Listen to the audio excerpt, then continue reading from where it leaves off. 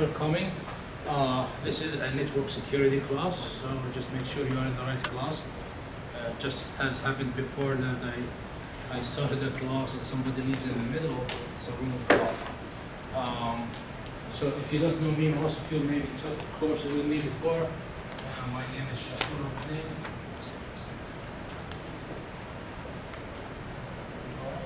And my office is in engineering, room 152, my extension 4113, and email is my last name at virtual.media. Alright? However, most of our communication this semester will happen through Canvas. I'm sure you have used Canvas before. If anybody new first time here? First time, okay. So in Canvas we upload, I upload everything. So this is kind of a paper-free course, or all the courses now kind of a paper-free. We didn't share papers. Everything is online that you could get. So I'm sure that you have seen the syllabus already there posted. In this course, this is like kind of an introductory course for the network security. And, network security is like a big field right now. So you can start anywhere, but you don't know where to end, all right? So when you talk about security, it starts from the hardware level security, to the systems security, to the network security, to the web security, cyber security, name it. You could start, you cannot end. I'm sure that all of you were looking about the trending technologies nowadays. So if you just do Google, simple Google, what are the trending technologies, you'll get multiple websites. Some of them list 5, some of them list 10, some of them list 21, I don't know, okay? But I'm sure you'll find, common things. Artificial intelligence, machine learning, deep learning, that's one area. IoT, another area. Network or security, cyber security is one of the areas, and so on and so forth, right? So I would assume that you don't have a background, and all of us have some background about security. All of us use antiviruses and try to secure our systems. All of us read in the news what's happening, the breaches happening, the loss happening every other day in the world because of the lack of the network security. All of us know that, so I don't think you are completely black in this area. Somehow, some things. But most of you know it from the news, don't know what is network security, what is attacks, what kind of attacks there, what we are trying to secure, how we are securing, how scientifically, let's say, describe things, right?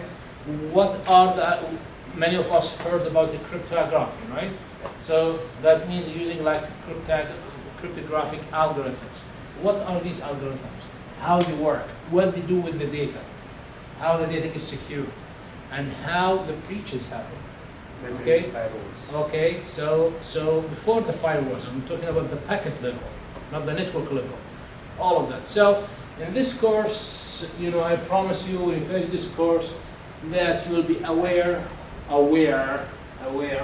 of most of the concerning issues related to security, and you will have a deep foundation. So this course is not shallow at all. It needs a lot of work, a lot of math there, and hands-on. All right. So before this year, I will change my way of teaching this course, or the way our instructors taught this classes before, or this course before. I'm not the only one teaching. I'm one of 2 or one of 3 taught this before. I would like to indulge some hands-on and some certifications in the course. All right. Last summer I got certified myself security analyst from Computea. It's not easy certification at all. I thought it would be very easy. It was not. And you could get all the books in the world, okay, and try go for the exam. I doubt you'll pass. okay, because all the questions are scenarios, based in scenarios, okay, and it based in some sort of experience you have. So you have, for example, to be able to read log files from different applications. You have to be able to analyze scenarios. That's what's all about the exam. So it does not depend at all on memory. It depends on your understanding, right? Which is kind of nice, okay, for many of us who have, difficulty to memorize, but they are good in scenarios. So anyways, so I'll be covering all of this in this class, you and I. That requires, I mean, in here, for example, between this and here, the talk, can somebody close the door, please? So they talk about, at least I counted out at least 30 different tools to 40 tools in here. Don't talk about the tool, dimensions. Okay, so when you mention about FTK, what is it used for?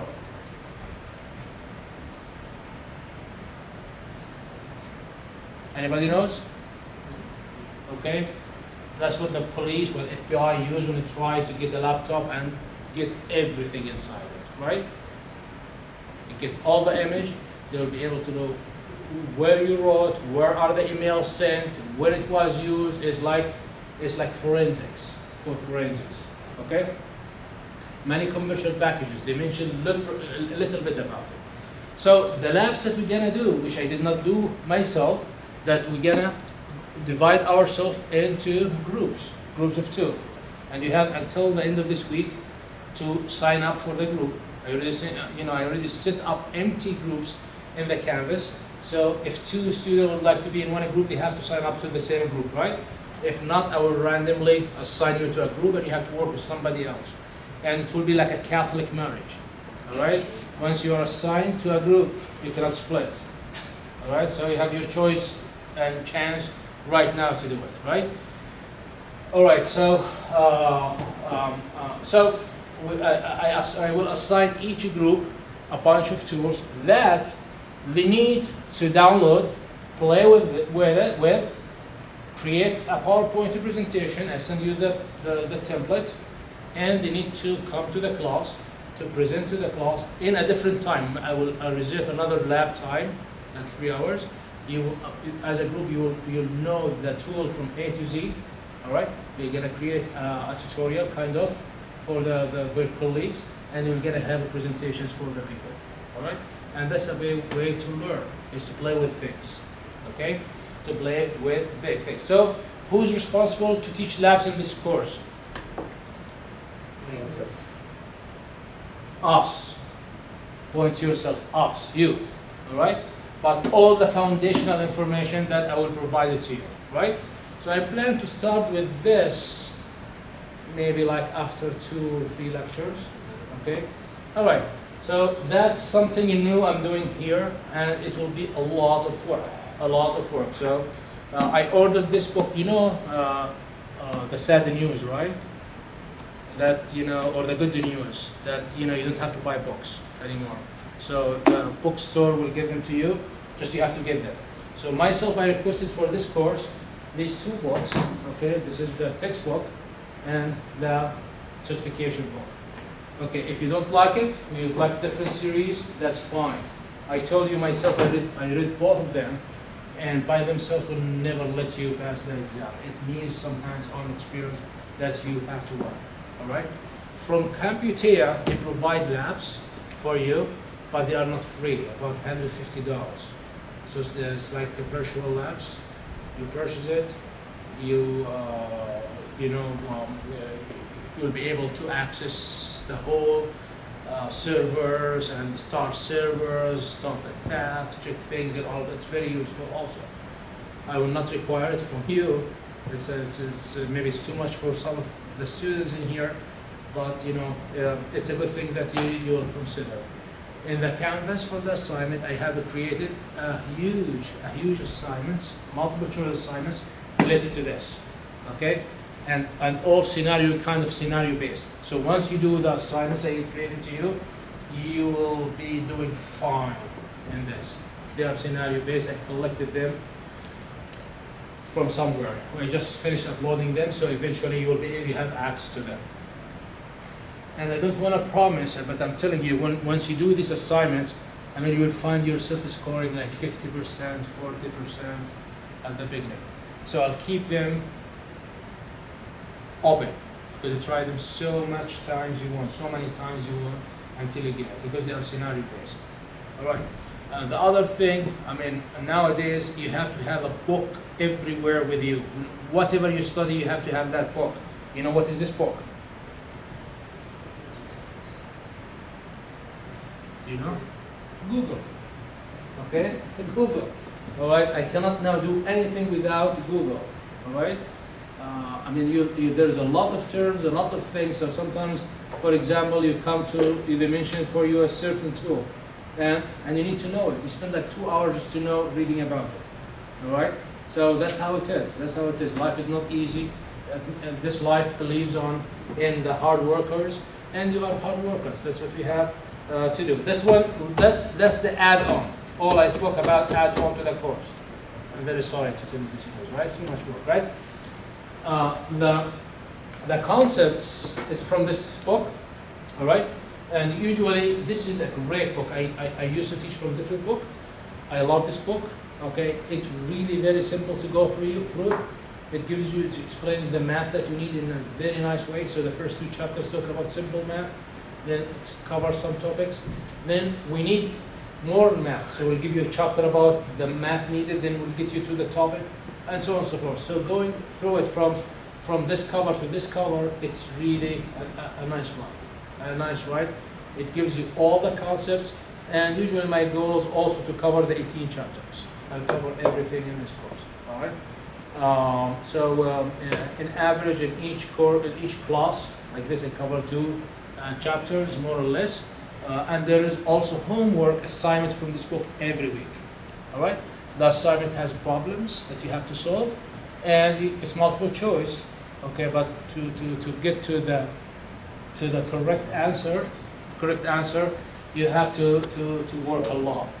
Okay, some of you it takes them 1 hour, some of you it takes 2 hours. I don't know how long it'll take. 3 hours, okay, 5 hours, 4. I don't know. I mean, but the good news, I'll tell you the good news, that okay, your midterm and final exam comes from these questions. If it's not exactly copy word to word, it will be similar, changing the numbers. Okay, so let's say that you spend your time doing these assignments, which they are, by the way, multiple choice assignments, but of course you have to solve and choose one answer. Okay, so it's not like simple as you think, multiple choice. Okay, but let's say that you solve all of them, and by the way, I mean, I'll keep them. I'll give you multiple attempts. So you did the first time and you scored like 20 out of 30. Try it again until you get 30 out of 30, for example, right? And until you understand it very well. If you do that, you're gonna come to the midterm. It's like a piece of cake. You're gonna go to the final, a piece of cake. Okay, you'll be fine. You'll be fine. Okay. All right. So this course is all about working hard. Okay, it's not about memorizing, or it's not about going under the stress of the exams, midterm, final. Maybe I told my students before. Some of you heard it from me. I'm not a believer in the exams. Although I am a good exam taker, I always do good in the exams, but I don't believe too much in the exams. I think the exams for many people is a stressful thing. I don't think it measures a lot. All right, measures a lot. However, we have to give exams. I mean, we have to give exams. One reason that when we give homeworks, we really don't know who does the homework. But if you do the homework, let's say you have help from anywhere you want, anyone you want, and you go to the exam, it will not help you. Okay, unless you do it, you're not helping. So that's one thing, and we'll try to so make your goal that you learn something in new. Okay, so this, for example, just to excite you about the study of the certified security analyst. By the way, the exam by itself is like $350, close to $400. The fee is the exam. I have UB account, so you're gonna get a huge discount as a student because I created an account with them. So it's not an easy exam, all right? but really useful. It's really useful. I start taking it as a fun. I just fall in love with it, and I don't need certification. I don't need job. Okay, but I did it. So, in here you'll have 4 modules. All right. We did not get the books right in the bookstore. Did you guys check? Somebody emailed me about the books today. Anybody? No? Not you? Somewhere else? Okay. So we're gonna talk about defending against cybersecurity threats. That's number 1. Then we're gonna talk about reconnaissance and intelligence gathering. When you have a system, you have to do reconnaissance. You have network and you have to see where's the threat. You don't wait until you have attacks and threats. So there's different techniques to do that. It's a whole science in there. And then you have to design a vulnerability management program. Then you have to analyze vulnerability scans. You have scans. I mean, you have, like, for example, UB network now. You don't wait until the attacks happen. You have to constantly scan it, the network, and see where's the holes, where the root holes, how can you fix it, how can you patch, how you can prevent any further attack. So how you do that, you're going to learn all of that. There's a lot of tools. Then you're building an incident response program. Now, you have an incident. What is incident in here? What is incident in here? Attack, right? Attack to your system. I mean, we're not expecting, we are not going to investigate somebody kills somebody or, right? I mean, it's like against computers, right? So you have to have anywhere a response team for incidents. How you go about it. So we're gonna learn about all of that. Then after that, we'll talk about, analyzing symptoms for incident response, then performing the first process, all right? And then recovery and post-incident response, policy and compliance. We'll talk about defense in depth in security architecture, all right? So how you secure your network and your systems in depth. Then learn about different techniques for that. And then we identify and access management security and software development security, and cybersecurity toolkits. And that's where you're gonna work. I'm gonna assign tools for each group. You're gonna work on it and excel it and explain it. The other team will do the different tool. You come in here, you're gonna learn multiple tools. Some of them by what you did, and some of them your colleagues presented. And of course, you might need to present it like you have a laptop. He has a laptop. You need to do simulation for things. So be talented. The alternative way I could do it, I ask you to buy that labs, the $150, I think $170. I don't want to do that. Okay, let's work the good way. That's the best way. All right. So this is the hands-on experience that you'll be doing. So mostly you'll be doing this yourselves. It's kind of a lot. And this we're gonna cover in this class, right? In here, in this book, I'm sorry you don't have the book with you, but I said in the syllabus that you need a laptop as in the class.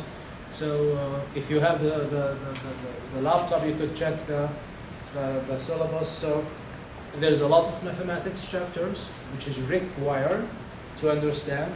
Then we talk about modular arithmetic, we talk about matrices, we talk about then traditional symmetric key cipher.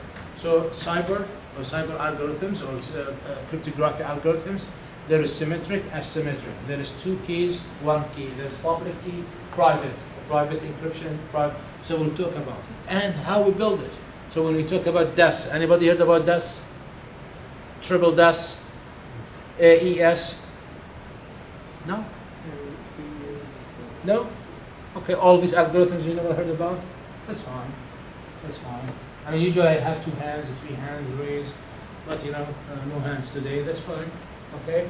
So it's not that you're only gonna know what it is, what does it do.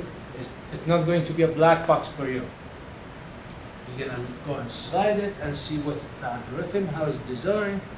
Okay, in one of the courses I taught, I start giving them programming assignments. So the algorithms, go program the disk, 3 disk, program it, Python, Java, and all of that. But in that class, it was difficult for some of the students because some people have different background, like electrical engineering, they're not good in programming. And this is not a programming course, so I felt it's not fair to give like such heavy, programming. And so, let me see. What's your majors, by the way? Okay, hands down. Computer science. Everybody except 1, 2. Okay. Computer engineering. Oh, same. Okay. Engineering. So you're close. Luckily, you're not from history or music. I mean, I had students in DCC. When I was teaching it in Stanford, students and asked, "What's your major?" They said, "I'm from music." So, but that was like early, in 1990s, when it's like the boom. Anybody walk in the street, he says, "I know some DOS. I know somebody grabs and we have a job for you." When they were looking for anybody to work, so many people from different from different disciplines joined computer science, for the job. So computer science, computer engineering, the same. So you took Python, right? Yeah. Okay. You took Python. I remember you from the class Python, right? So if I give like massive assignment in here in programming, you all will be good, right? Okay. All right. So no, I will not. I mean, the idea I needed to learn about that concept. So you'll see how we go in here. Seriously, what you see, and then you have to come to this course, and you should have taken DCC. What's DCC at least? Data and Computer Communications. Anybody does not have let me right now. If you don't have a background, let me help you out. DCC, Data Computer Communications. Okay. So when I tell you, for example, the Osi Reference Model.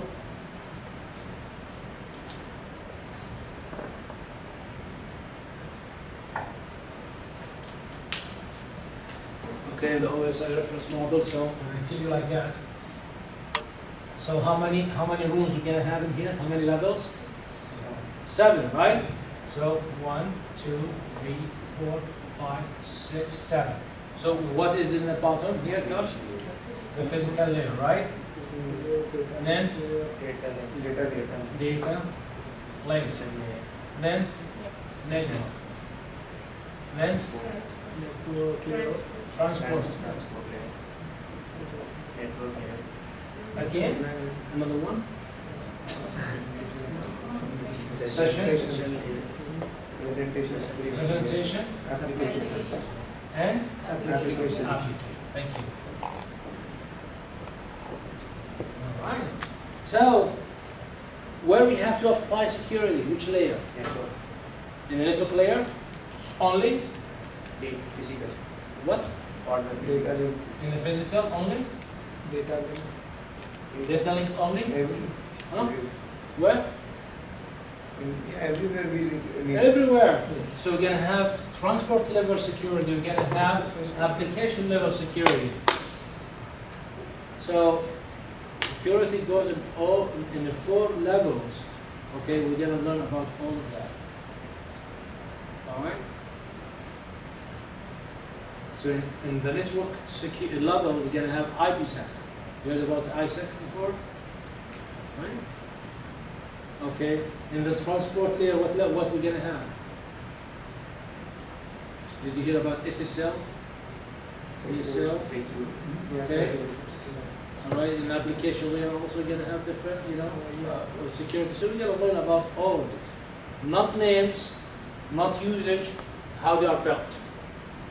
Okay. So you'll understand exactly how they are built. Not all of them. We don't have time to all of them, but at least you'll have an idea. All right.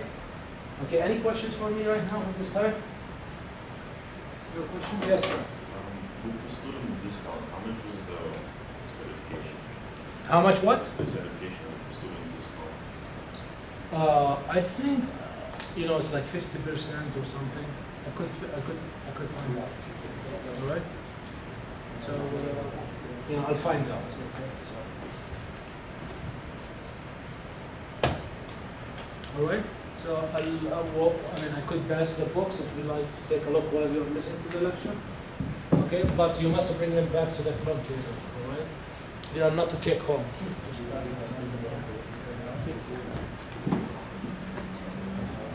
All right.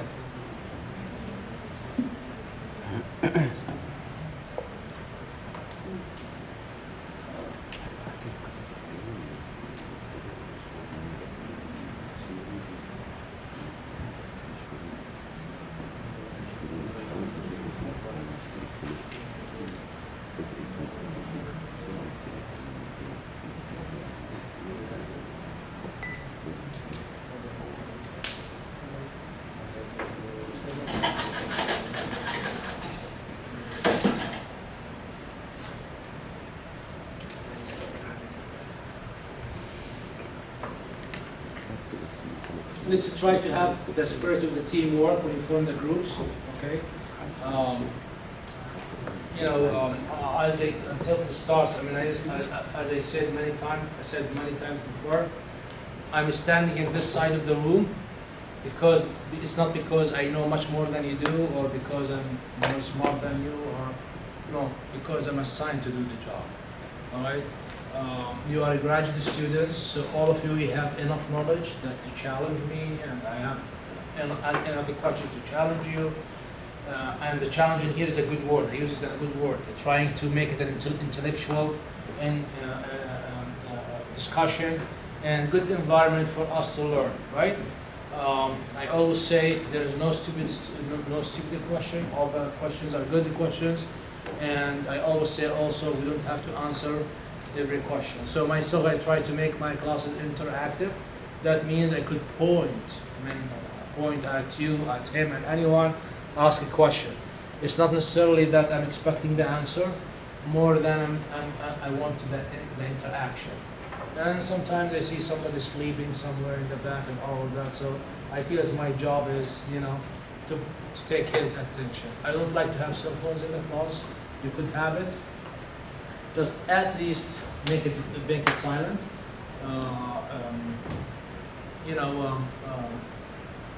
My kids go to Trumbull schools and they allow cell phones. I'm not happy about it.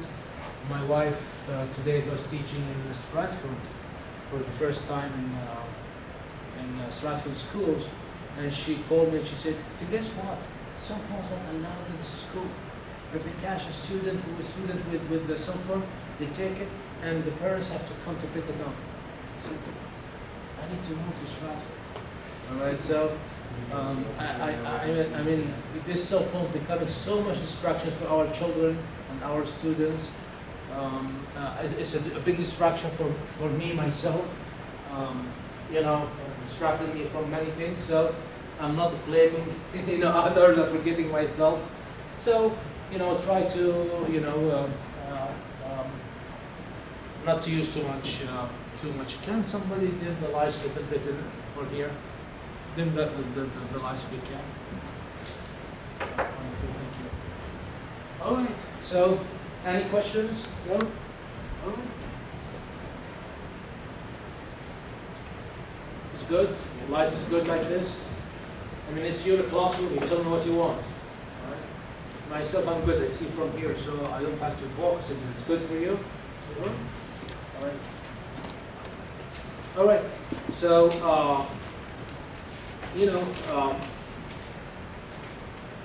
today we're going to talk about three things: confidentiality, and integrity, and security in general. So, what is confidentiality in your opinion? Privacy. Well, it could be privacy, but when you say data confidentiality, okay, so privacy sometimes could be mean the data privacy itself, or it could be sometimes the operation, the transmission of the data privacy, or sometimes who is the sender, privacy is a big word, right? But when you're talking confidentiality, basically we talk about the data is confidential, all right? That means if you get the data yourself, you'll not be able to read it. Why? It's encrypted, for example. So you have the data to be able to read it, you have to have the keys to open it. It's like locked, all right? So we need nowadays every single byte transmitted, it has to be encrypted. Okay, now even the desktops, you know, you put the BitLocker, you heard about the BitLocker? Okay? Even somebody now gets your laptop, you lose it somewhere, if you encrypted your hard disk, they'll not be able to get anything. They'll not be able to get anything because everything in your computer is encrypted. So we need to have confidentiality. The data has to be confidential, whether it's at rest or in transit. Okay? How are you gonna do that? Integrity. What integrity means? Hmm? Authorization? Not really. It's not altered. So for example, I mean, sometimes the data does not need to be confidential. It just need to be integral, correct data. So for example, if I send you a message, that there is no class next week. Does this message need to be confidential? No. Well, what it has to be? Integral. That's the message. So it's not the message, there is no class in the next 5 weeks. Somebody altered it when you receive it, so it's not that it was altered. So integrity is very important. Integrity does not mean confidentiality, not necessarily, right? It means something. And the security in general. So basically, when you look at the security goals, we talk about confidentiality, okay, integrity, and availability. 3 we call it KIA, CIA, or you know KIA, and these are the 3 must be achieved. Okay, confidentiality explained, integrity explained. What is availability?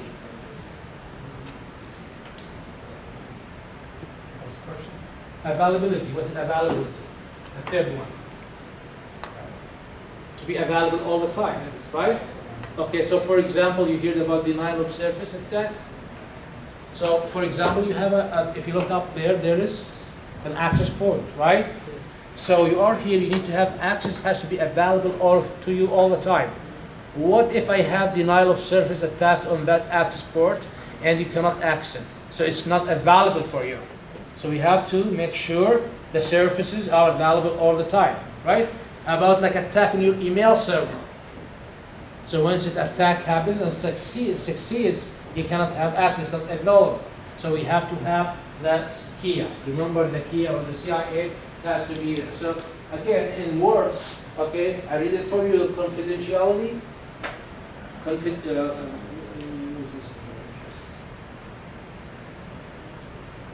So confidentiality is the probably the most common aspect of information security. We need to protect our confidential information.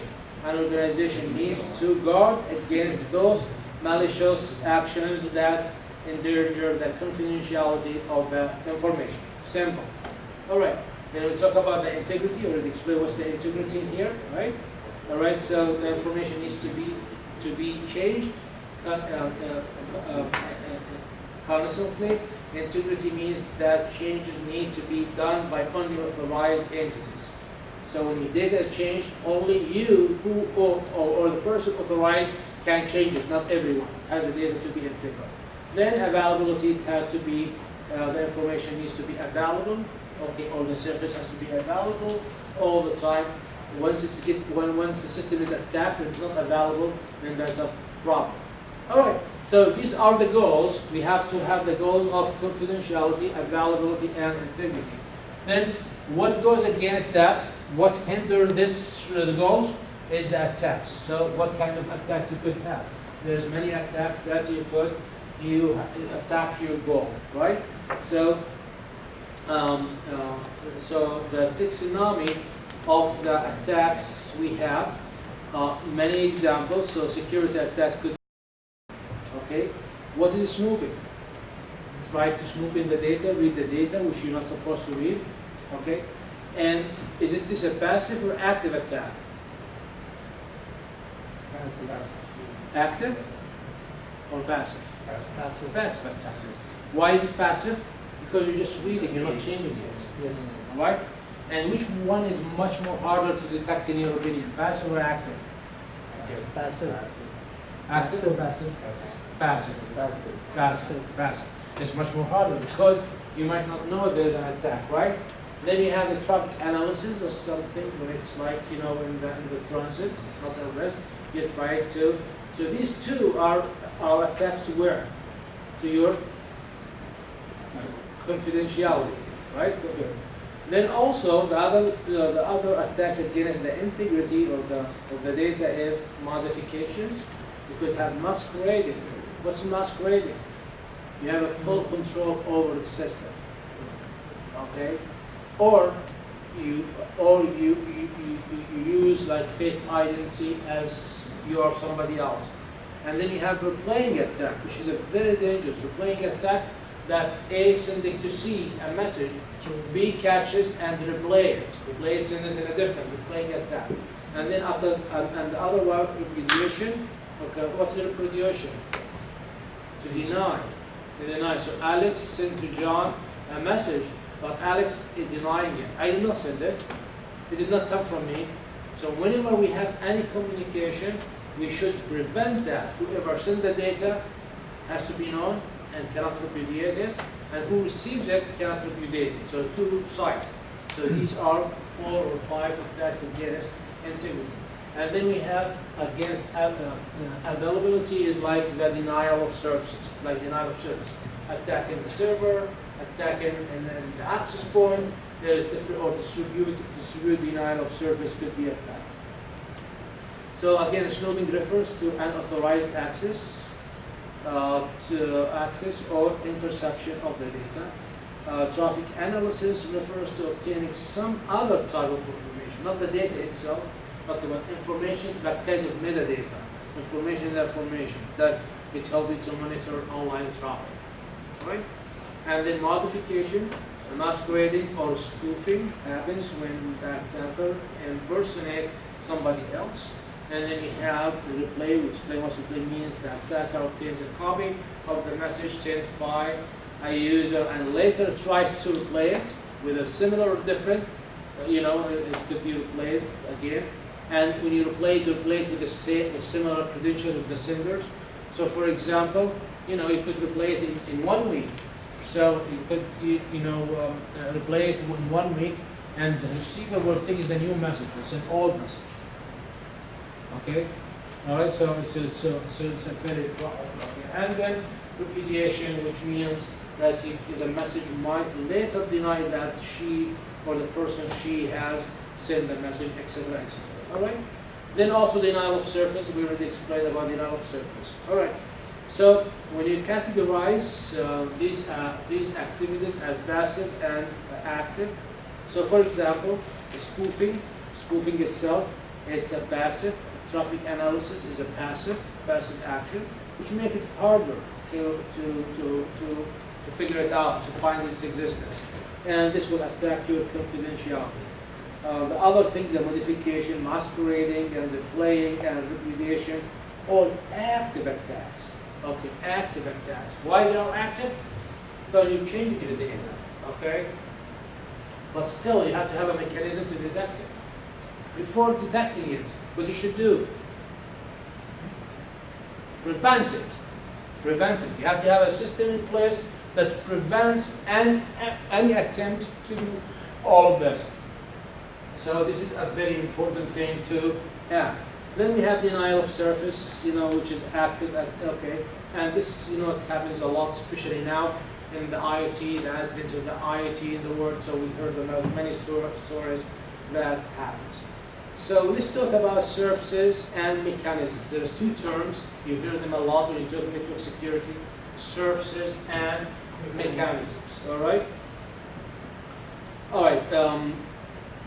So security services such as data services, that you have to provide data confidentiality, data integrity, such as anti-changing and anti-replay, and then authentication, non-repudiation, and access control. 5, 1, 2, 3, yes, 5, access control. These are called security services. Basically, these are the services that you need to provide in your system. We'll learn how this will happen. We'll learn about all of that during this system. So this is just to tell you what you expect to see in this class. When you go to the mechanism, the mechanism securities. Okay, so mechanism is the tool. Mechanism is the tool. So we have attacks, we have problems, we have goals, we have attacks. So we need to prevent the attacks. We need to achieve the goal. How we do that? With mechanisms, tools given to you to do that. Okay? Examples for the mechanisms that we have, for example, we have encipherment. Encipher means what? Means like encryption. Encryption. So when you send the data, for example, you know, I hate when I cannot write. Okay. You know, when you need to send the data, for example, okay, and the data says I love Bridget. All right. So you never send the data plain text like that. It has to be encrypted. So it will be like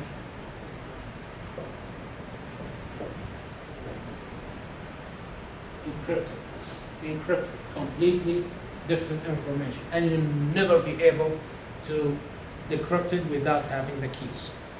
All right, that's encipherment. So we're gonna learn about how encipherment happening. We're gonna learn about real algorithms used, real protocols used every day in life, and how they are built. All right. Data integrity. Okay, it's by itself is a mechanism. Okay, it's a mechanism and a surface that we have. Digital signature. What is digital signature?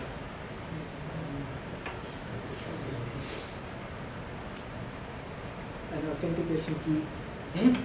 Authentication key. Okay, so usually when in real life, when you have a paper, okay, you have to sign it, right? So the paper, and you sign it, right? This is not digital signature. Let's call it analog signature, right? It's some other signature, real signature, right? So digital, when you have a digital form or a digital file or a digital whatever, right? You would like to sign it, a person sign it. So what you do? You attach to it something, okay, which indicates that you have attached to it. All right. So when it's received by the other party, they know that you are the person who signed it, not nobody else. Okay, that's what we call it digital signature. And this is done through keys and encipherment. All right. So you need it to, you know, to authenticate yourself or authenticate your document. All right. We're going to talk about digital signatures a lot and how they are implemented. Then authentication exchange. What is authentication? Okay, there's two words confused all the time. There's authentication and there is authorization. Authentication and authorization. So authentication, that a person has surfaced whatever is authenticated to get into the system. Authenticated, to log into the system. All right? Then after that you have authorization. You logged into the system, for example. So you were authorized to get in. But what are you authorized to do? Access. Okay? Are you allowed to write to the database, or you are allowed to read the database, or you are allowed only to do different tasks in the database? So there's authentication and there is authorization. All right? So this does not need to be confused. And then you have a traffic padding. Okay? So you pad to the traffic, to the data for authentication and for different reasons. We'll see that. Routing control. Okay, controlling where the data, what routes have to forward, and notarization. You know, when you have an important document, you go to the bank and notarize your document. What does the notary does? Check you are a valid person and you sign, right? That's what is notarization, and there is access control. All these are mechanisms to achieve the goals and to fight the attacks. So what is the relationship between the surface and mechanism? Very simple. It's kind of many to many, right? So we have one surface. Okay, it could be achieved by multiple mechanisms, and we could have one mechanism could serve multiple surfaces. It could be used to achieve multiple surfaces. So, for example, you know, encryption is a surface, right? Okay, it could be used to achieve what? security or Many things. Integrity it could be used for digital signature, it could be used for different things, and vice versa. All right. So it's like many to many services. So example in here, if you can mention in here. So the data confidentiality in here, for example. What is data confidentiality? Is a service. It could be achieved. Could be achieved by many mechanisms, such as encryption, encipherment, routing control. When you look at the last one, for example, the access control. You could have access control mechanism. Non-proliferation, you could have digital signature, data integrity, non-notarization, and so on and so forth. So mechanisms discussed in the previous section are only theoretical topics. Now we need to get in on our fees and we talk about real facts. So, I mean, there's two major terms that we are always hearing about, which is cryptography and stagnography,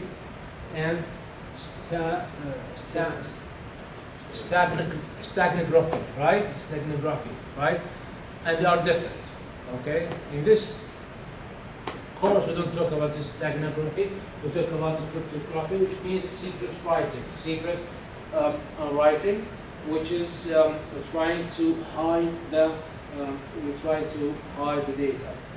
And this stagnography is we're trying to cover the data. So, for example, in stagnography, try to send the data secretly. So, for example, like those spies and all of that, and so they could send an image from one place to one place, okay? And the image look for you like an image, but inside it there is another data. All right? There is secret data, right? Okay, so for example, in here, let me remember what they do in here.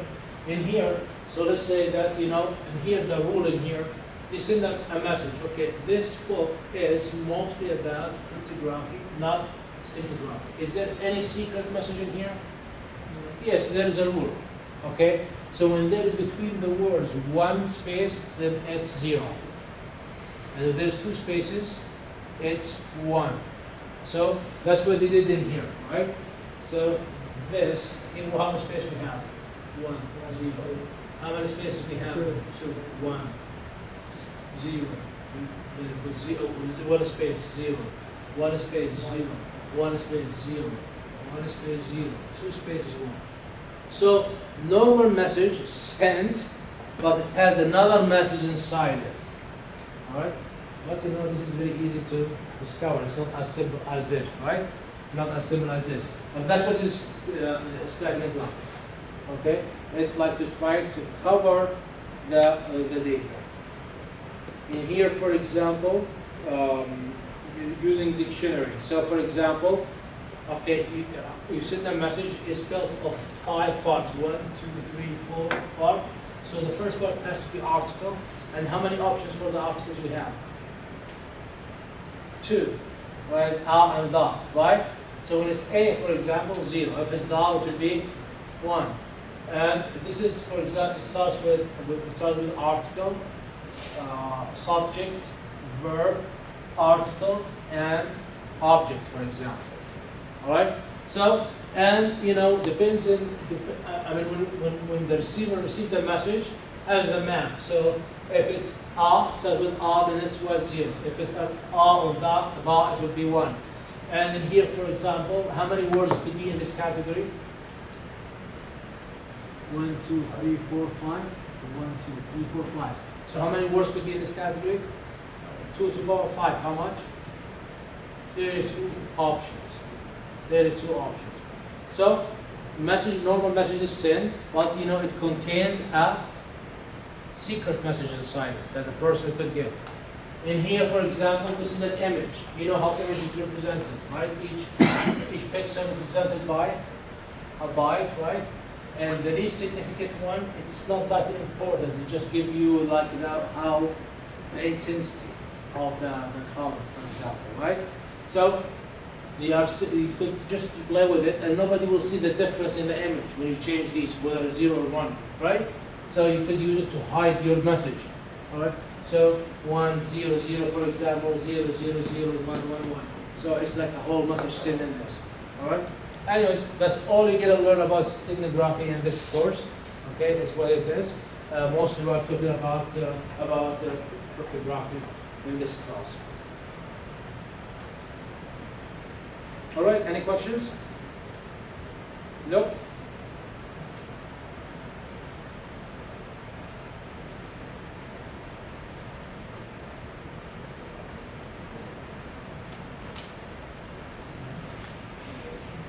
So just a few minutes, I'll give you a break, but let me get you into it.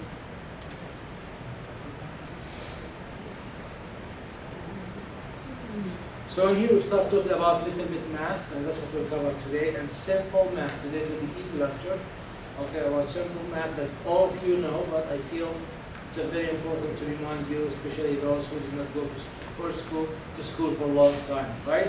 And we're going to talk about integer arithmetic. Simple math, which is very important for the first class to know. So the set of integers we denoted usually with the capital Z, or the funny Z, contains all the integer numbers from O minus to minus infinity to plus infinity, including what? The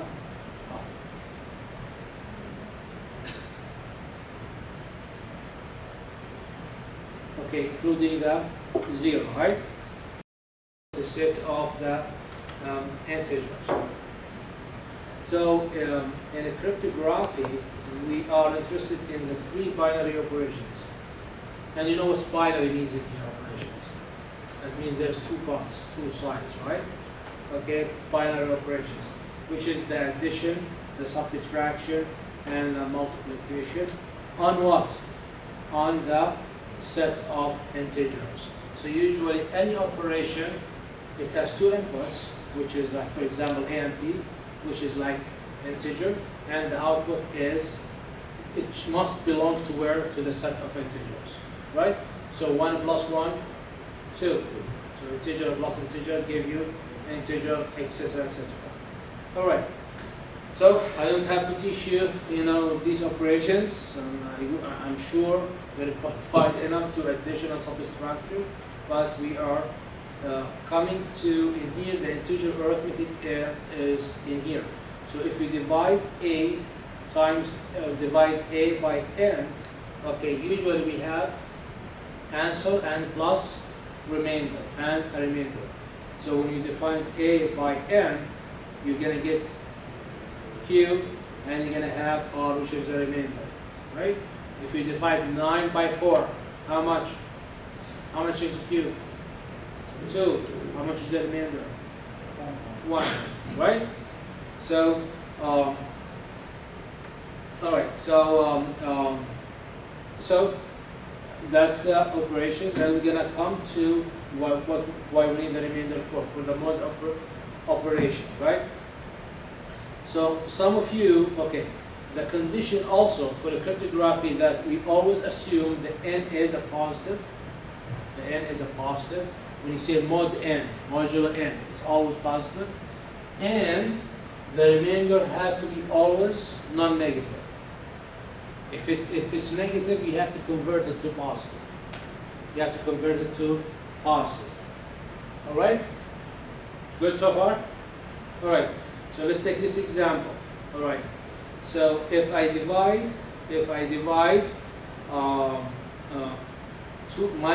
minus 255 by 11, how much is the answer? Minus 23, and the remainder how much? Minus 2. So the minus 2 I have to convert it to positive. How I convert it by positive? By adding 1, negative 1 to the 23 becomes minus 24, and then adding the modulo to the remainder, which is 11. 11 plus minus 2, it will give you 9. So this quantity equals this quantity. Simple math. All right? I have it negative, because I borrow 1, becomes minus 24.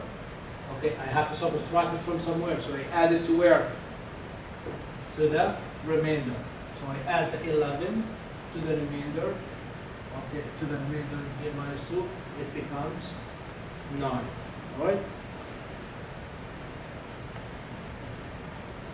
So this is the case of positive, so you can use that 0 to n to n, 2n, until you get to the qn, and this here's the remainder. It's less than n.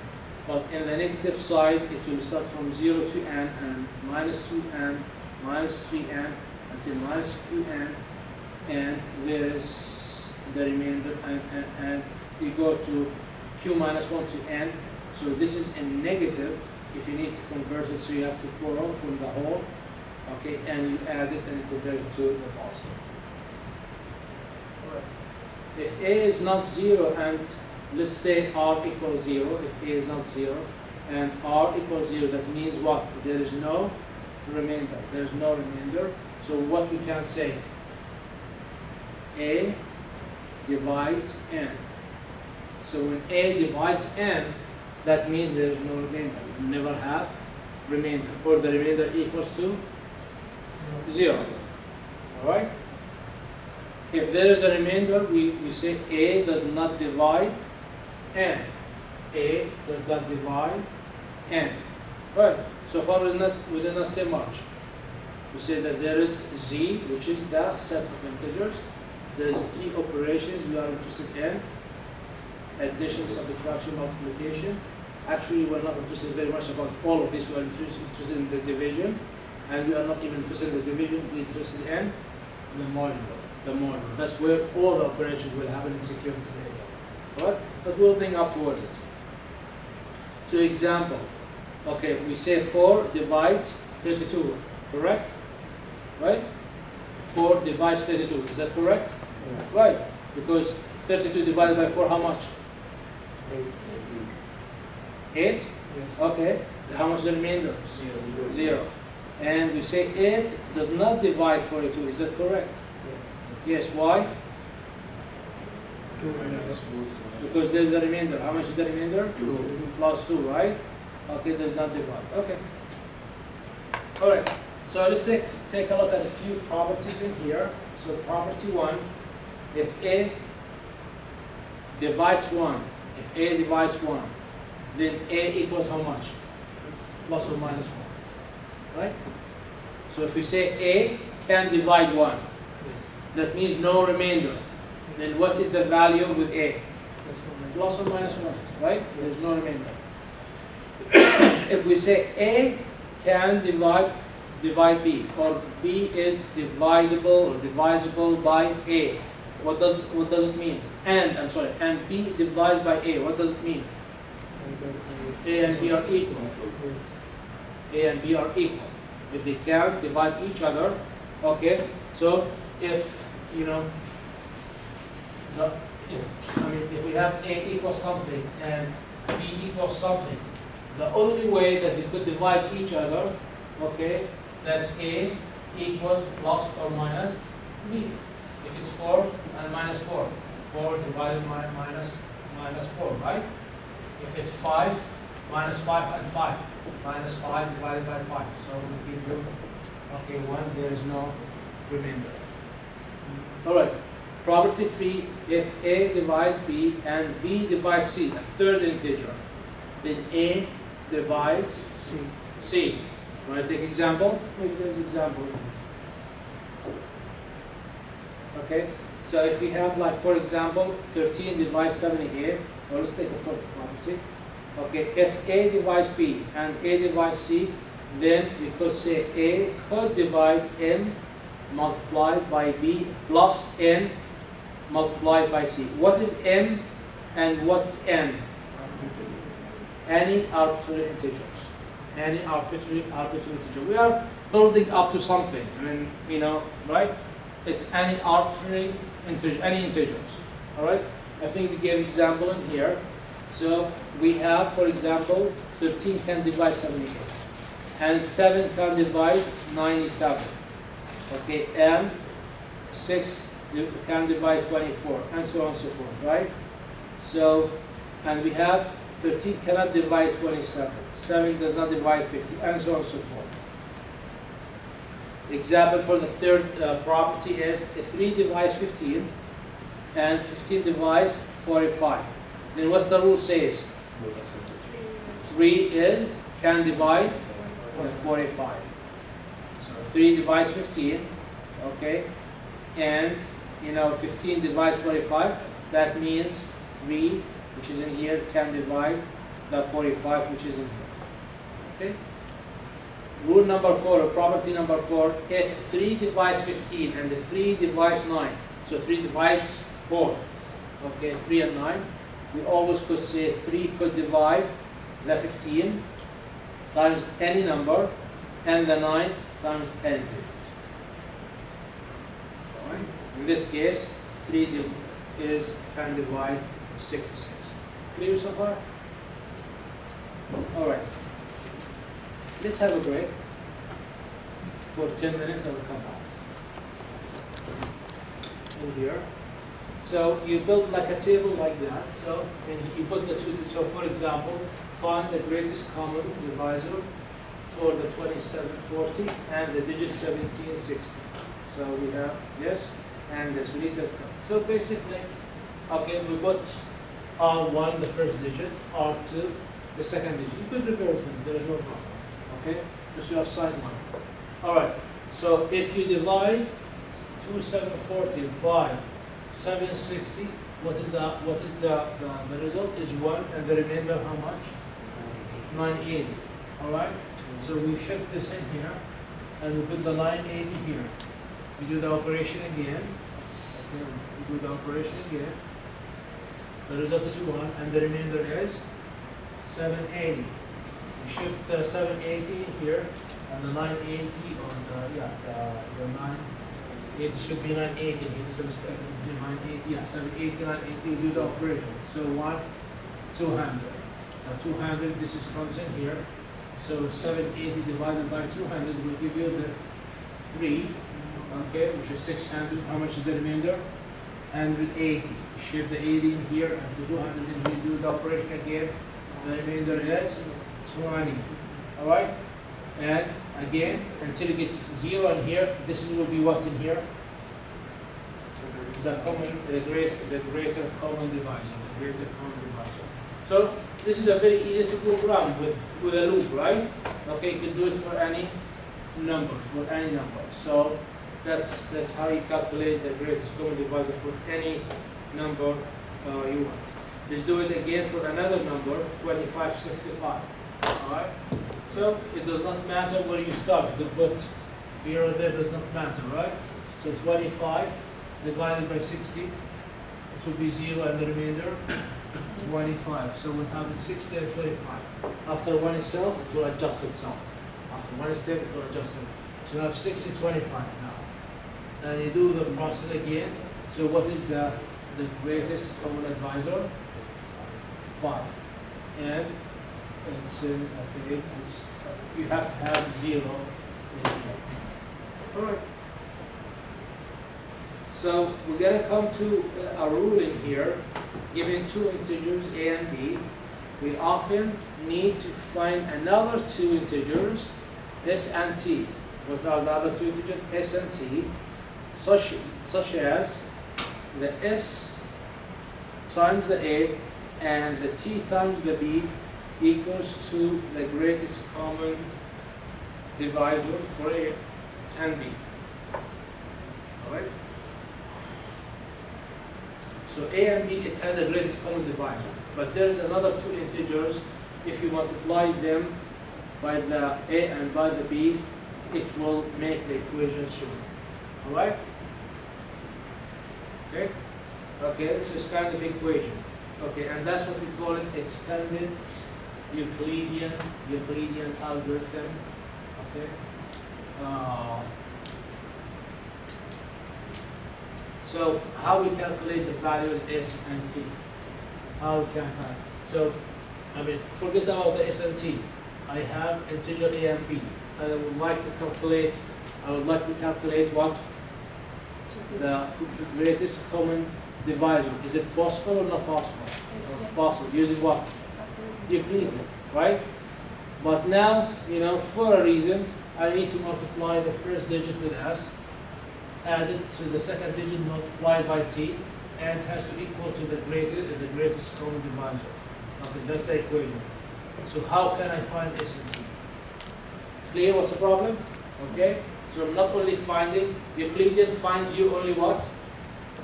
The greatest common. Now I need to get also the S and T, and we'll explain later what S and T is. Alright? So it's a very simple how to do it. This is the algorithm. We'll take a look at it. And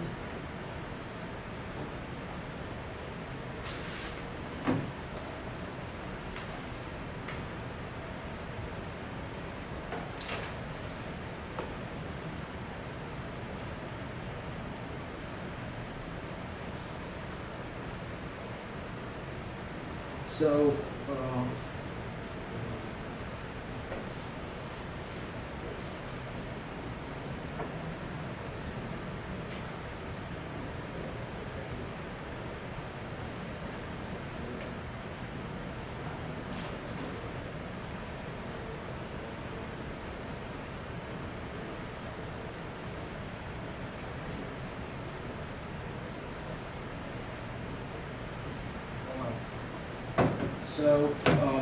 what you need to do, can you see here? Can you see? Can you see better? Okay. So the same thing, what we did, like we have, for example, in here, this example given, A equals 161, and B equals 22. So this line, this operation, we know how to do it, right? So he was trying to calculate in here the greatest common divisor, the same process. So they have like 161 divided by 28, 5, and the remainder is 21. Which 50, 21 here, the 28 here. 28 divided by 1 equals 1, and the remainder 7. Do the shift. 21 divided by 7 gives you 3, and the remainder 0. Shift the 7 in here and the 0 here. So what's the greatest common divisor? S7. Simple, right? Now to calculate the R and the S and the R, okay.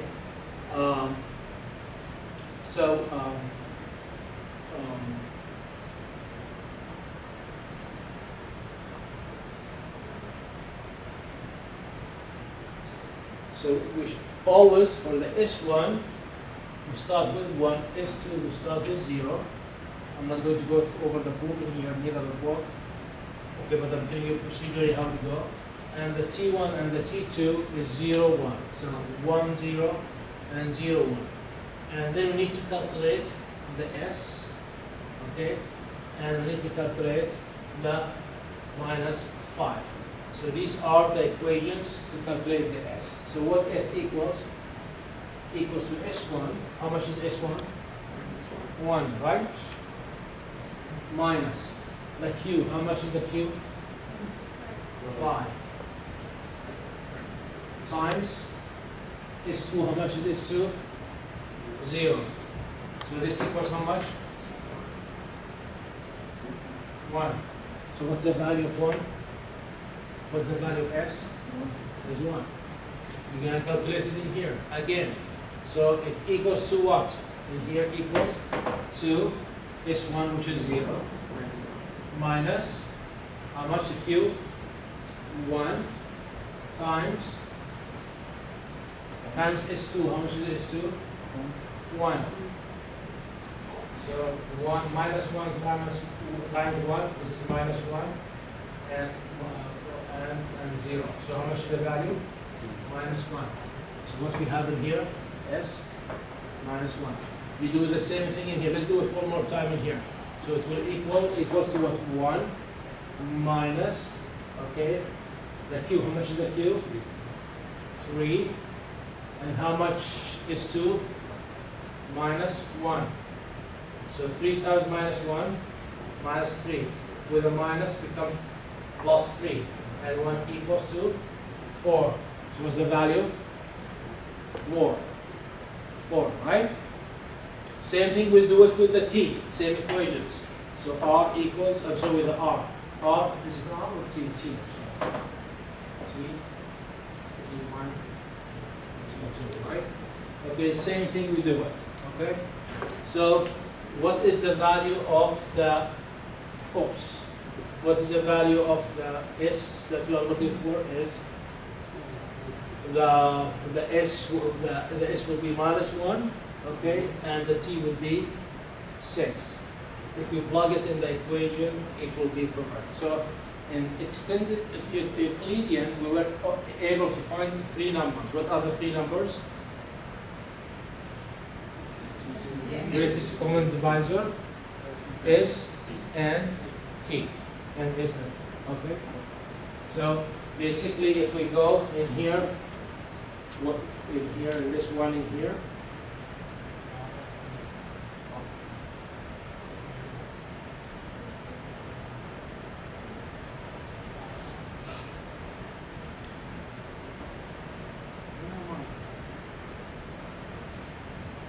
So if I apply this equation, okay, and if you have a calculator,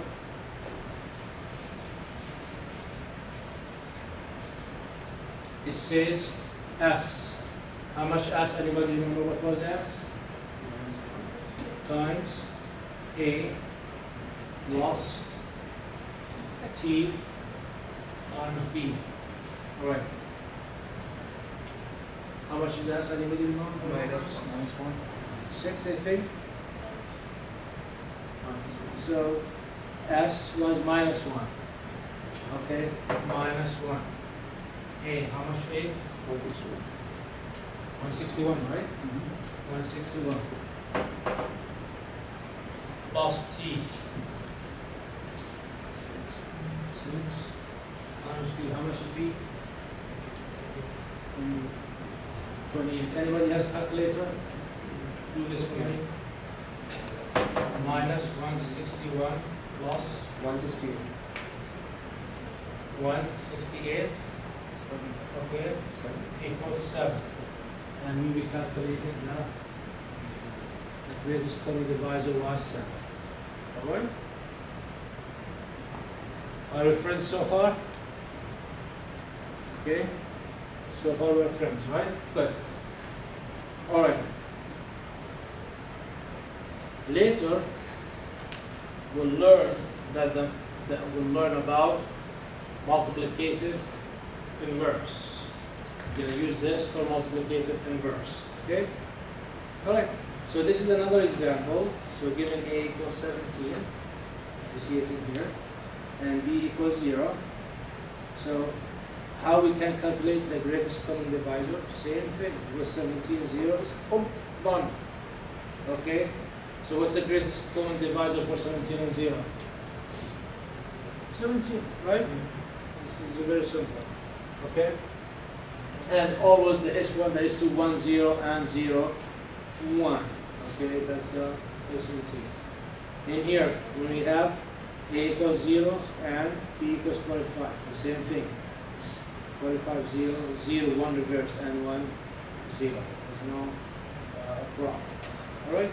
So from here, we're going to come to solve equations with this, something called linear Diophantine. I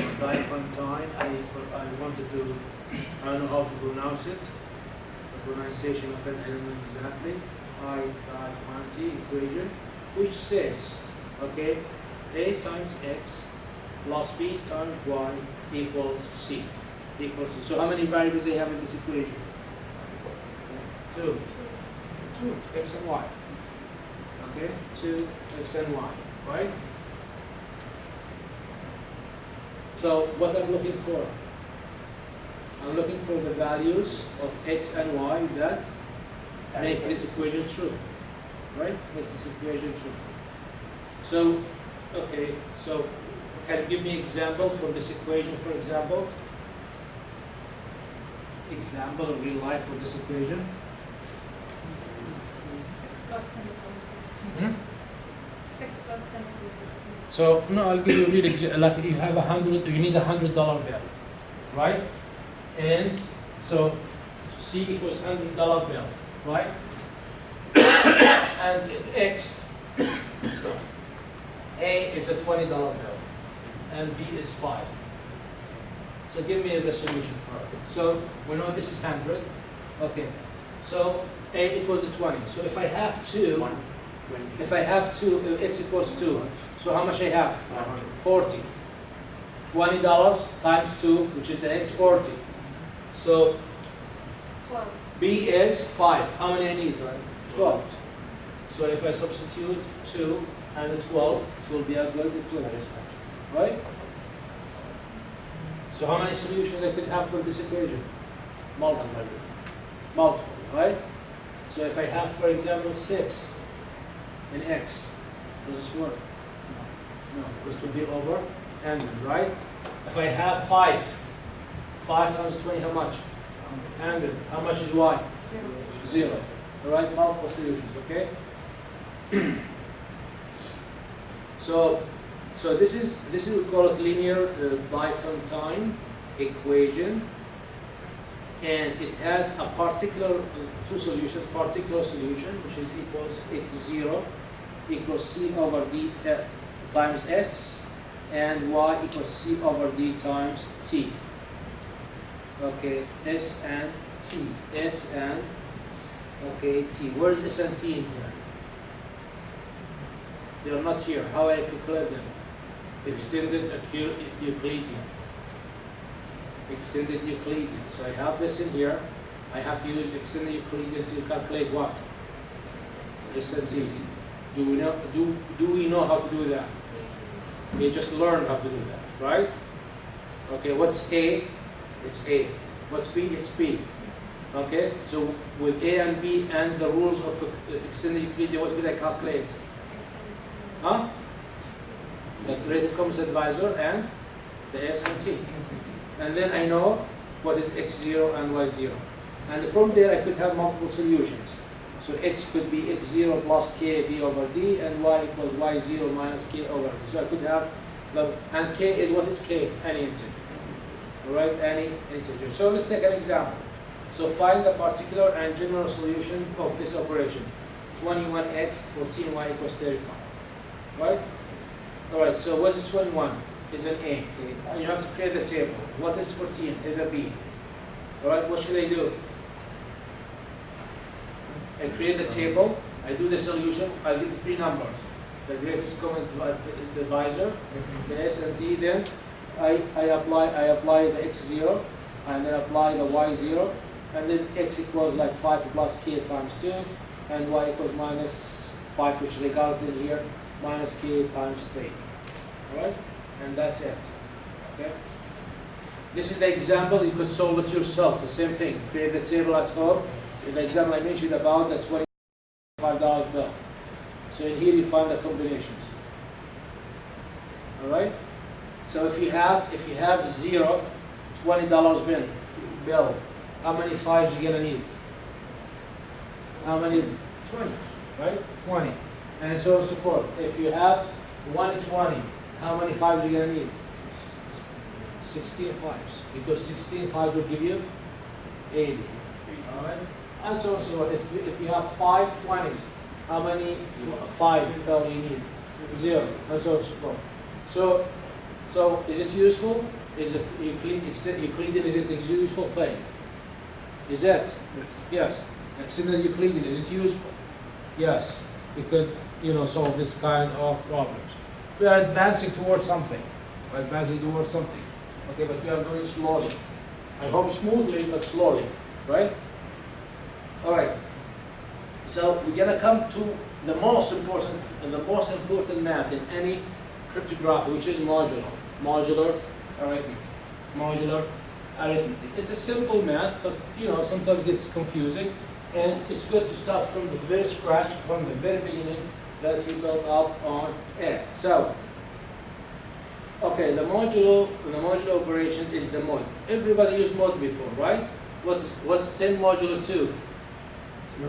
0. What 11 modulo 2? 1. And so on and so forth, right?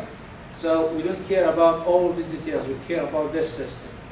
Okay, the modulo n will give you a non-negative number, which is the remainder, right? So when you say 27 modulo 5, it will give you 2. Okay, minus 18 modulo minus 18 modulo 14 gives you how much? Minus 4. Is that acceptable for us? No, we have to convert it to positive. How do you convert it to positive? The positive? You look at the modulo. What's the modulo? 14. You add to the minus 4, how much it becomes? 10. So the result is 10. So never ever give a modulo result in negative. If it comes negative, you have to convert it to positive. Simple rule. Okay? Not a lot of work to do, right? And so on and so forth. So the modulo operation creates a set which is in modulo arithmetic is referred to as set of least residue modulus, n. So for example, if you have Zn, okay, Zn, okay, this is a set. Usually Z is a set of what? Of all integer. Zn or Z10 for example, how many digits inside it have? 10. Starting from 0 to 9. Okay, go on. Okay, Z4, how many digits inside it? 4. Starts from 0 to 3. Not much. I mean, that's very simple, right? So Z2 it has 0, 1, 0, 6, 0 up to 5, 0, 11, 0 up to 10, and so on and so forth. Clear? Clear. All right. So to show the two integers are concurrent, we use concurrence operation, which is this one. Okay? I'm sure you have seen it before. If you've not, here you go. That's what it is. All right. So usually yes, we'll say 2 congruent to 12 when it's mod to 10. I mean, the other way to write it, you could say like this.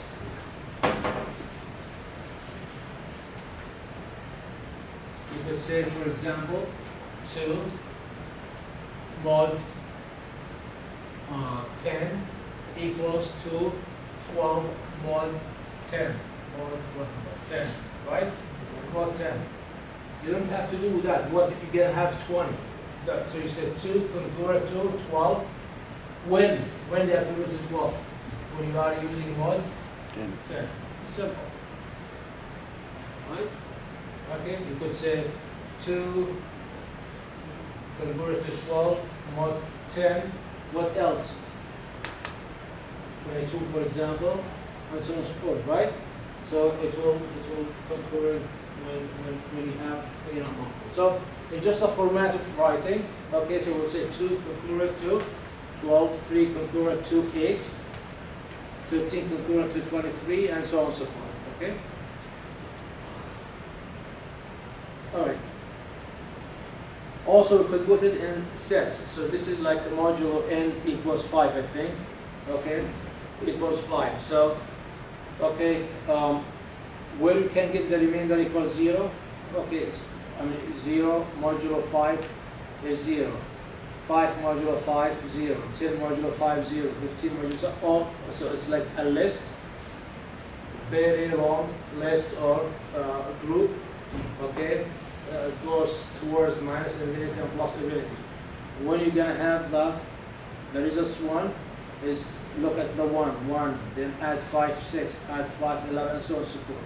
So this what we call it, congruent module n, or we call a residual class or something like that. So basically Z, when you look at the Z, what will happen to Z in here? It will go all the way to minus infinity to infinity, right? Never ends. But when you talk about the Zn, it starts with the 0, okay, until the n minus 1 it goes to 0 again.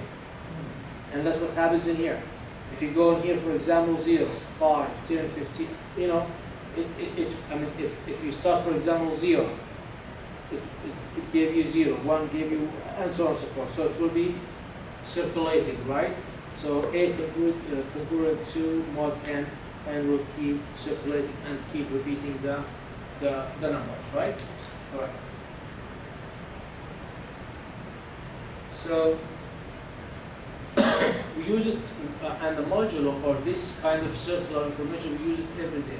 So for example, the clock, right? 1 o'clock, 2 o'clock, 3 o'clock, until you go to where? 12, right? and then you circle back. So the clock is modulo how much? 12. Okay, modulo 12. How many numbers you find in your clock? How many? 12. From where to where? 0 to 11. 0, 1, 2, 3, 11. And then you don't see the 12. Do you see the 12? It turns to 0 again, 0, and so on and so forth. So even your clock is the modulo what? 12. And has 12 numbers, right? So it's like you. So now we need to look at the operation on Zn, different operations, the addition, subtraction, and multiplication. Simple rules. Okay. The question is, I mean, these rules we're giving in here, you might not need them in these examples. Why? Small numbers. Small numbers. These rules not important to you. But as you'll see that when you start the operations and encryption and creating the keys, you know what is the size of the digit? Like 256 number. Or like 1024 number. Alright? So it will make a big difference how you tackle the operation there. So these rules, it comes very important. So for example, when I tell you in here, okay, 14 plus 7, what? 15. Okay, 14 plus 7, 21. Okay, what is this? This is, this is like first grade, not first grade, sixth grade math, right? But we are not going to use it for such small numbers. And you'll see some of the examples that the key is half of the page. Half of the page. Then how you tackle that operation and how you use these counts of small rules, I think small rules is a very important at that time, right? So don't underestimate. So okay, here. So 7 minus 11 minus 4, more 15, and so on and so forth. So what we are doing the operations in here.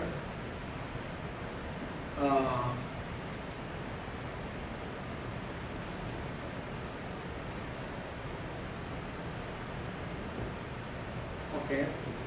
So there is properties in here. The first property, A plus B mod n. That means it's A mod n plus B mod n, everything mod n again. Or modulo n again. Modulo n again. Same thing with the subtraction. Just take a look at it for a second. A minus B modulo n. Alright? So it will be A modulo n and minus b modulo n, alright, and everything will be modulo n. So sometimes for the operation we have operations, sometimes we have a big number, that's what you do. For example, okay, let's say, just a silly example, let's say that you have like a number 88 and you need to create modulo, for example, 3. A big number. You could divide the 88 to, for example, whatever, 40 plus 48, and everything modulo 3, and you distribute the operation, and then so sometimes it would be very useful, especially programmatically, to understand how these operations work. But again, remember, so one modulo operation, it changed to how many modulo operations? How many? 3, not 2, right? 3, not 2. Take a look at this example, for example. So you have this huge number plus this huge number, modulo 11. Alright? So what you do, when you add them together, it becomes a huge number. Think about multiplication. It becomes a huge number to add them first and then do the modulo. So do the first one, the second one, and then combine them. Sometimes that's what we do. When you huge number, you try to divide it into 2 numbers, or 3 numbers, or 4 numbers, that the operation would be simpler. The operation would be simpler, right? So here, for example, so what you did, you calculated for the first one, gives you A. And you calculated for this, gives you 9. And everything again you did modulo 11 gave you 6. add them together at the very beginning becomes much bigger problem. Think about this multiplication here. So just to multiply 1,723,345 times 2,124,945. Multiply it first, you're gonna get that huge number, and then you're gonna calculate the mod. And even in the computer, it might be like very intensive computation. And remember that this number, what you see, this number, when it comes to cryptography, is so small. We don't use these numbers. I mean the number you use, like it's 1 in 28 characters, 64 characters, 56 characters. Digits. I'm sorry, digits or more, and you multiply them together. Okay, so you have to understand the value, the massive kind of operations we do there. All right. Same thing with powers, right? When you have like so if 10 mod 3 equals 1. It will be equal like 10 mod n mod 3 whatever. You do the operation. Okay, inverse is a very important thing. What are inverse? So there's two types of. I'm out of time, so I have to speak fast now, and you have to speed with me. Okay, inverses. There's two types of inverses. What are the first inverse? I'll tell you. Additive inverse. Okay, what is additive inverse?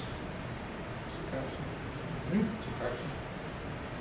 When you add number to a number, mod give you 0. So the result of the mod is 0. Okay, all right. So for example, okay, so in Z10,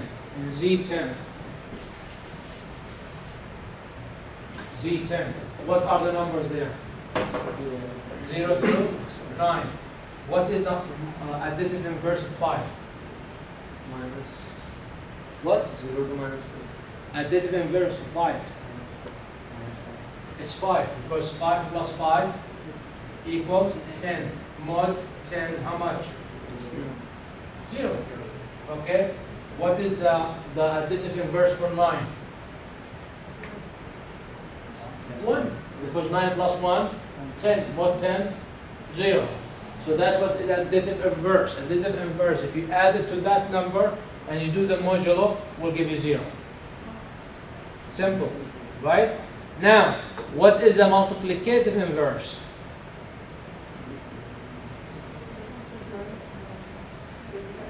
A number, you multiply it with a number, modulo something will give you 1. I'll give you 1. 0 becomes, it will be 1. Alright? And these are very important things. We're going to use them later, right? So for example, a plus b modulo n will give you 0. That's what is the multiplicative additive inverse. So for example, these are in Z10, these are the additive inverse, 5 and 5, 0 and 0. Okay, 0, 1 and plus 9, 10, 2 plus 8, 10, 3 plus 7, 10, 4 plus 6, 10, 5. You understand what you got, right? You got it, right? Mm-hmm. Okay. So now we'll come to multiplicative inverse. So when a number, you multiply it with a number, from where? From the group. So if you are talking about Z10, how many numbers we have? 10. From 0 to 9. So in Z10, what is the multiplicative inverse for 3? Who says 7? 7. Why? 3 times 7, how much? 21. Modulo 10. 1. Okay? So every number will have a multiplicative, every number will have additive inverse. But not every number will have multiplicative inverse. Alright, so for example, 4 in Z10, does it have a multiplicative inverse? No. There's no number within the set, you could multiply it by 4, it will give you 1 if you do mod 10. Right? Alright? So example in here. What is the multiplicative inverse for 8 in Z10? That means, what is a number within the Z10, you multiply it by 8, will give you 1. None. There is none. Okay? How about, for example, 1? It's 1. 1 times 1, mod 10 will give you 1. 3 is 7. 3 times 7, 21. Modulo 10, how much? 1. Okay, how about 9? 9 times 9? 81. Modulo 10? 1. So what are the numbers in Z10 that have multiplicative inverse? The 1, the 3, the 7, and the 9. The rest don't have. And that's why we call this group what? Z asterisk. So the Z10 asterisk equals the 1, the 3, the 7, and the 9. The asterisk means what? The set of multiplicative inverses. The set of multiplicative inverses. Fair? Alright. What the set of additive inverses? Z of t equals Z of 10, all of it. So each number will have additive inverses. Additive inverses. Alright? So in Z11, for example, find all multiplicative inverses in Z11. Alright? Z11, the set by itself has how many digits? 11. From 0 to 10. So if you try this by yourself, you'll see that you have like all of these pairs and multiplicative inverses. So the nice thing, the extended Euclidean algorithm finds the multiplicative inverse for you. Can you believe it? It will find the multiplicative inverse for you. Okay. If the greatest common divisor between n and b equals 1. Okay. So let's take an example. Okay.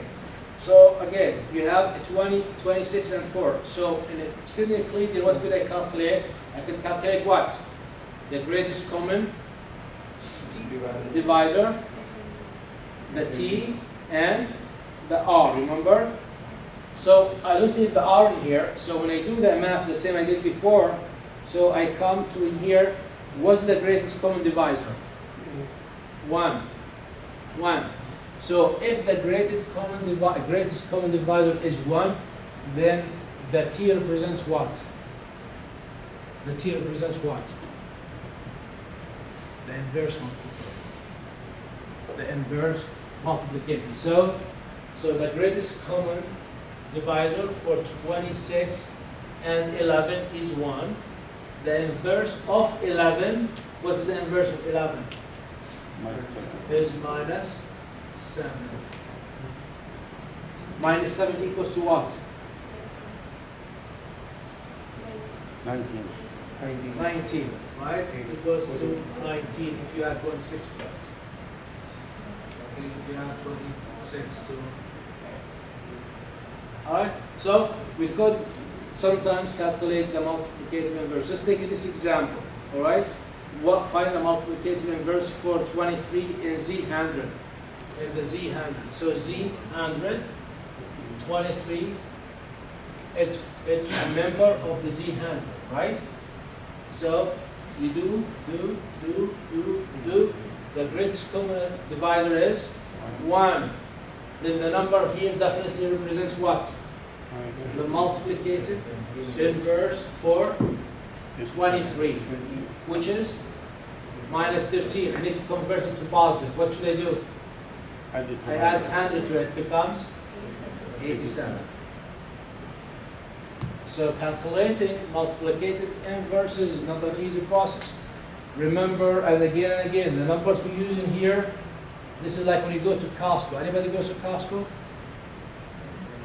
Anybody goes to Costco? You know, there's a food stations. They give you a sample of data to try it out. So this is a Costco. My Costco in here will give you small numbers. When it comes to real cryptography operations, the numbers are from here to my office. Okay? So this is like the sample. Okay? All right, so definitely you'll not be able, with this small number, just to find what's a multiplicative inverse. It will be a very involving operation. Euclidean algorithm will find it for you. Think about the bigger numbers, okay? Then you appreciate, and definitely you have to write a computer code for it. I mean, it's not going to do it manually. So find the inverse of a 12NZ26. The same thing. Okay, we came to here. What we have in here? 2. Can we calculate the multiplicative inverse? Can we calculate the multiplicative inverse? No. No. I didn't have voice sleeping now. No. Why no?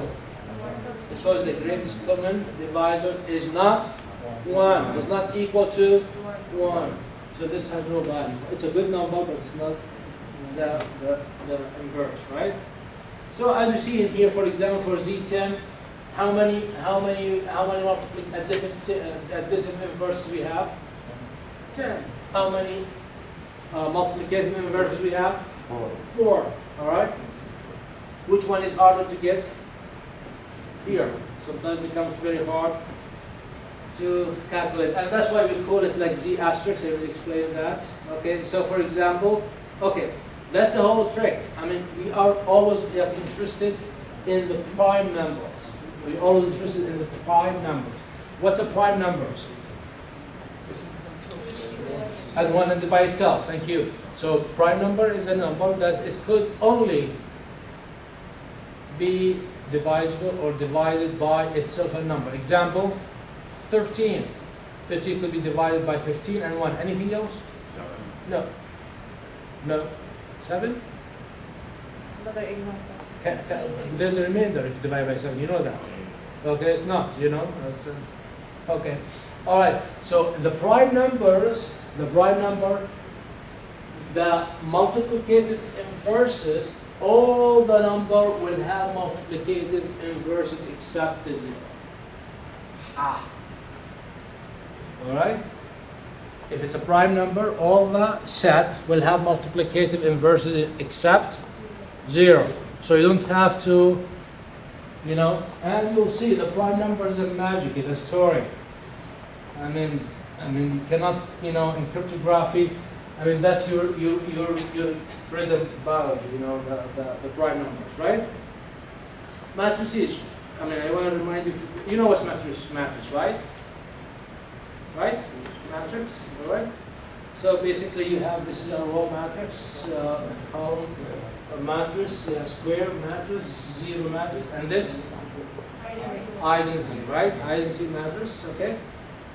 All right, so sorry to remind you about like simple math, but you know it's very important to start from scratch. You know how to add 2 matrices. You know how to subtract 2 matrices. Easy, element to the x here. And you know how to multiply matrices. There is only one condition. The number of rows equals to the number of columns. Okay? It becomes very easy if you multiply a square matrix with a square matrix, right? All right. And yeah, and also in here, for example, you have how many rows? 2. And how many columns? 3.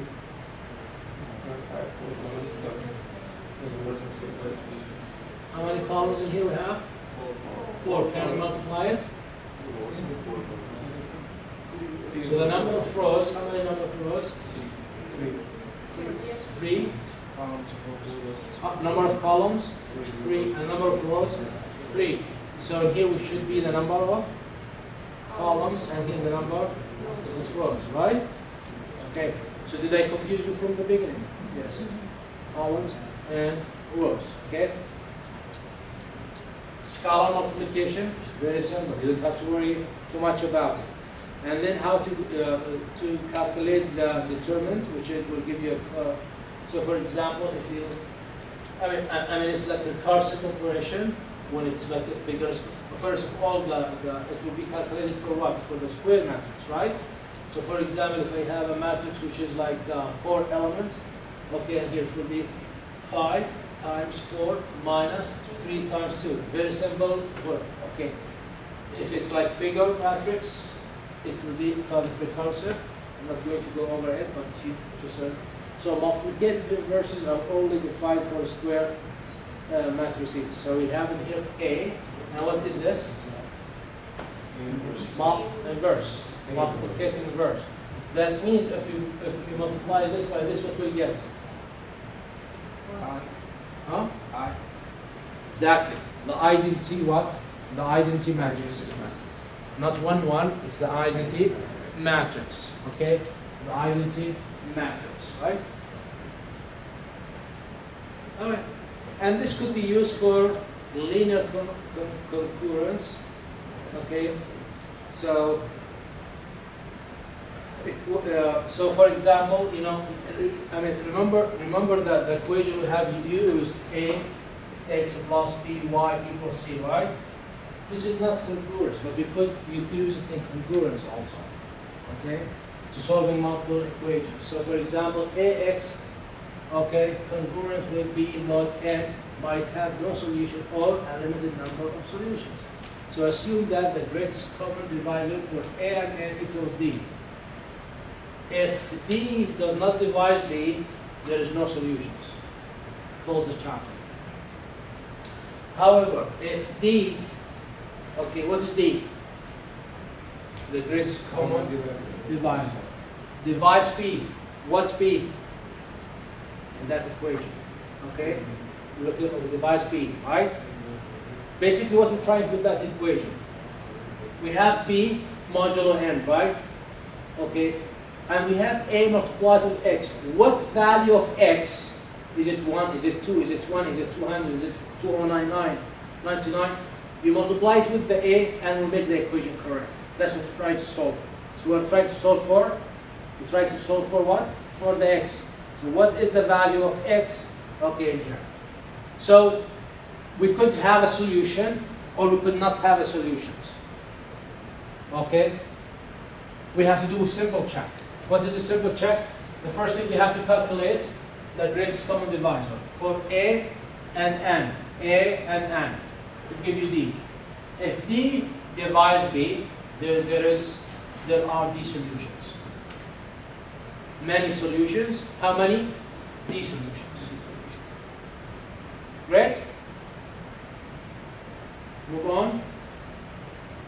Okay? So for example, let's solve this equation. 10 times x congruent to mod 15. Okay? So what is the value of x? We'll multiply it with the 10, with the 10, and you do mod 15 will give you 2. That's the question. Okay? So very simple. What is the first thing you have to do? I have to calculate the greatest common divisor for 10 and 15, right? Okay, 10 and 15. What is the greatest common divisor, which is 5? 5 does not divide 2. 5, does 5 divide 2 in here? No. So is there any solution? No. Close the chapter. The test failed. Test failed. There's no solution for this. Okay, when you go in here, okay, 14 times x congruent to 12. So what is the number? You multiply it by 14, and you do mod 18 will give you 12, for example. So what is the first thing? You calculate the greatest common divisor. First of all, you simplify it.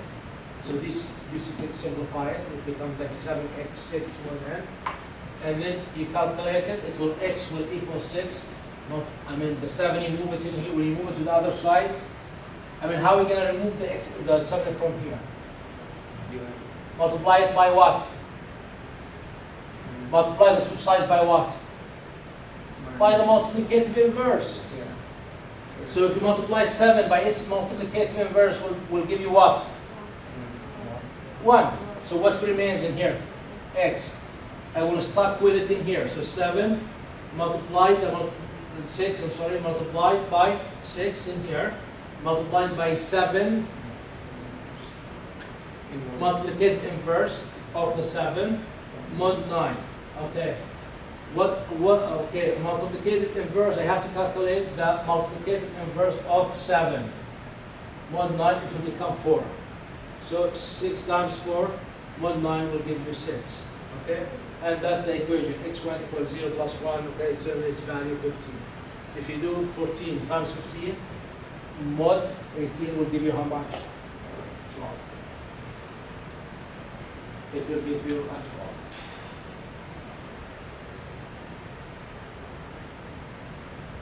All right, clear? And if you don't understand it, I promise you, when you read it in the book, step by step, it will be very easy. If you do not get it, just because it's been 2.5 hours, I'm talking to you. I bored you, I know, I'm sorry. I'm sorry, but that's my job to bore you. I'm paid for that, right? All right. All right, so there's so many applications. Solve the equation, this equation, for example. 3x plus 4 equals 6. Okay, so what you're gonna do? So first you have to remove the 4, right? Okay, you have to make it in this format. Ax equals b1n. So we add minus 4 to both sides, and this will become 3x 2 mod 4. This is the format we know, right? And because the greatest common divisor equals to 1, the equation only has one solution. The d, what's the value of d? 1. So how many solutions can have? One solution. One solution, which is x0 2 times multiplicative inverse for minus 3 over 18. You should go follow the math. We did one example before. Right? Now, this also could be used, the same thing, for a set of equations. So the set of equations, like this, for example, in here, okay, x1 plus x2, whatever, okay, equals b1, a set of equations. Okay, we can also solve this set of linear equations with the same modulus if the matrix formed from the coefficients of the variables. So we take these into the matrix, so a1, a2, 1, okay, this is the variable x. So this is the x, this is the variable, okay, and then the b, okay, so this is the interpretation, and then after that we try to find the value of x. Okay, how we find the value of x? We multiply the both sides with the inverse matrix. So this is the x. You multiply this with its inverse. What will happen with this? It will go. If you multiply it with its inverse, it will go. It becomes identity matrix. When you multiply any matrix with identity matrix, what is the value? The matrix. When you multiply any number with 1, what's the value? That number, right? So you multiply this side with the inverse matrix, this will be gone. But we'll stuck with it where? In the other side. So the x is in here. This is the inverse matrix, mark it. So you solve the equation one by one, and you'll be able to know what's the value of x1, what's the value of x2, what is the value of xn, for example. So it's exactly like the previous problem solved. We solved it for one variable. Now you solve it like many times for different variables, x1, x2, x3, x4. And there's many applications for that. All right? So it's simple math. Simple math. It's not complex. Okay? So this is if you take here the example in here, so solve the set of equations. This is set of equations, 3x plus 5y plus 7z, whatever. Okay? So the result for x15, whatever, I mean, you go on. My time is over by 5 minutes. All right. So as you see in here, I mean, we are progressing. We are, you have the rule in here. I would like to know that every class is a bid for the following class. Okay. So what we cover today, it's very important that you understand and grasp fully, utterly. Okay, before we come for the next class. Every class will have homework which covers the material in here. So my recommendation to go read the book, the chapter PowerPoint is fine. Some parts you cannot understand, you need to go over the book. The book is very well written. Do the homework, wait for the next class. You're going to come to class, you come in here, you'll see what we learned, and this will go until the end of the class. Every previous sections are very important to start. I mean, seriously, the book is written this way. So you cannot grasp the following lecture until you know the previous chapters fully. I mean, the best way for me to make sure you're following me to give you a quiz at the beginning of each class. I don't have time for that. Okay, we'll not be able to finish the material, especially now we have double books we have to cover. All right, but if I feel that you are not that, we'll have a quiz. Okay, so you are mature, you are graduate students, and I know you are here to learn, not because like your families force you to go to this class. Okay, it's a self drive. If you have any questions, drop me an email or drop me a message in Canvas. My office hours is Wednesday, usually Wednesday from I think 2 to 5 or to 6. But I could have you an appointment. You could have an appointment anytime. Any questions for me today? All right. Thank you so much.